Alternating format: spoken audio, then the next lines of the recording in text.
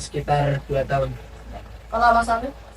Saya sih baru aja, mungkin sekitar 2 bulan. Oke. Kalau Mas Afif sendiri? Saya udah 5 tahun lebih kayaknya. Wah. Halo bolo-bolo, kembali lagi di podcast Urang Rembuk. Pada episode kali ini kita akan membahas tentang topik yang sedang hangat, sedang booming, sedang tren terutama di tanah air. Tapi di sini aku nggak akan bahas topik ini sendirian. Jadi hari ini kita sudah kedatangan narasumber yang sangat hits dan juga tren di Kota Solo. Pasti kalian penasaran toh? Makanya langsung aja kita sambut bintang tamu kita. Mas, silakan perkenalkan diri. Saya Majeda Dizimarisi. Salih from siapa nih? Saya Castelio Leonardo. Nah, kalian sudah kenal dengan narasumber kita nih ya. Nah, narasumber kita ini bolo-bolo adalah kreator muda yang sangat hits di Kota Solo. Mereka ini sangat terkenal dengan kontennya yang kreatif dan juga menyebarkan konten-konten positif kepada kaum muda. Nah, Mas, kalian ini kan konten kreator ya. Iya. Kalian tuh sudah berapa lama menjadi konten kreator? Sekitar 2 tahun. Kalau Mas Afif? Saya sih baru aja, mungkin sekitar 2 bulan. Oke. Kalau Mas Afif sendiri? Saya udah 5 tahun lebih kayaknya. Wah, expert ya bolo-bolo ya. Jadi kalian udah mengenal apa itu konten kreator dan juga ide-ide kalian ya. Nah, membahas tentang konten kreator ya. Konten kreator ini kan juga menyebarkan informasi di media sosial. Dan pada zaman sekarang itu media sosial udah jadi bagian besar dari hidup kita itu. Kalau umpama kita nggak buka media sosial 1 jam aja, itu rasanya kayak nggak makan sehari ya, lemes gitu. Karena media sosial itu udah memberikan dampak yang besar buat kita.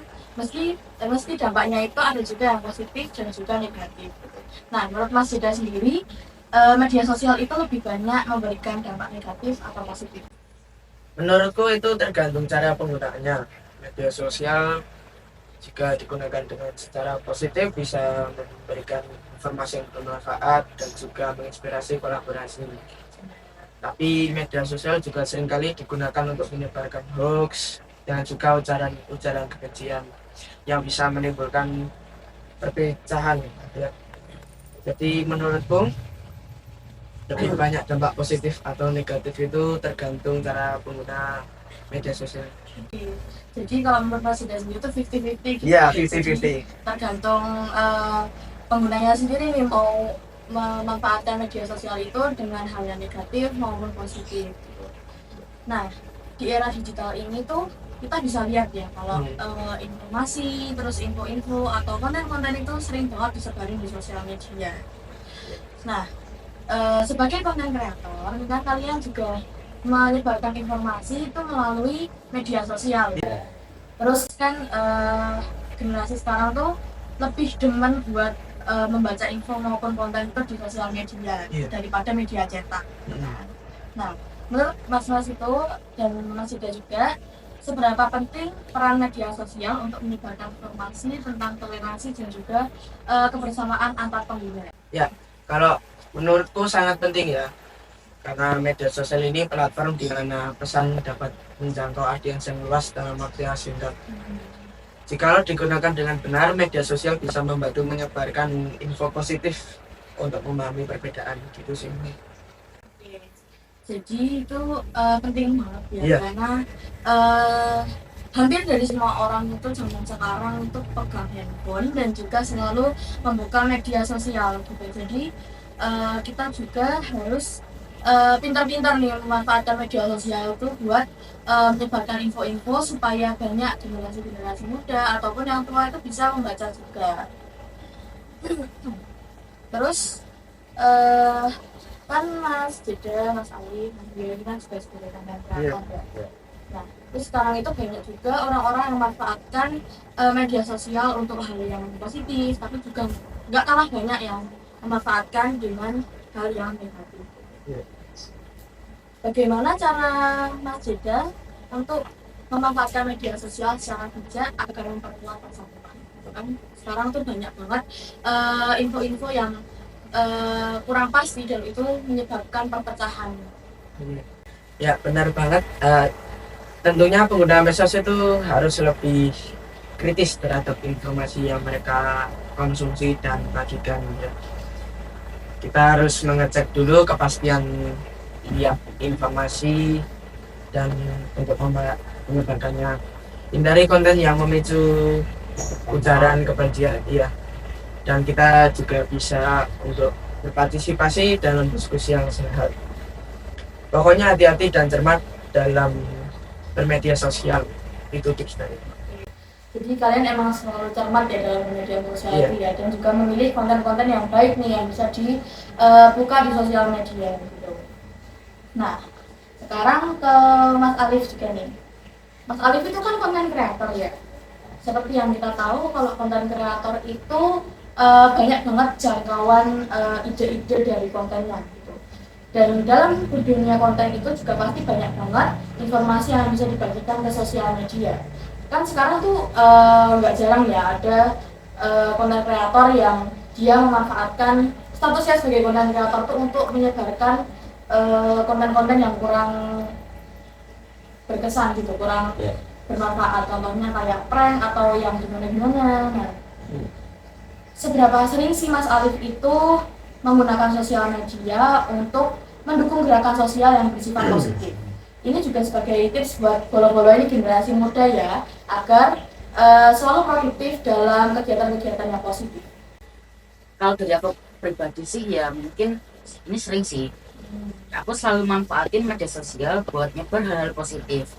Contohnya ya kampanye anti bullying, terus gerakan kesadaran lingkungan, supaya generasi muda juga inspirasi untuk melakukan hal-hal yang positif. Daripada media sosial kita gunakan buat hal negatif, kan mending dibuat mensupport hal-hal yang baik kan untuk sekitar juga, dan pastinya berdampak baik untuk diri sendiri juga.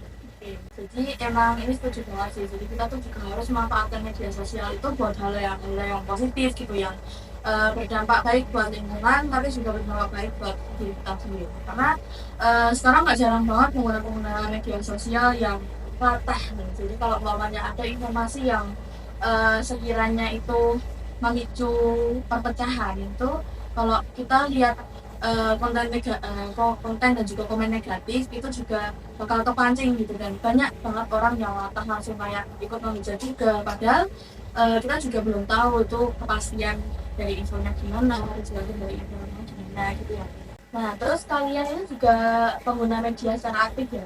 Iya.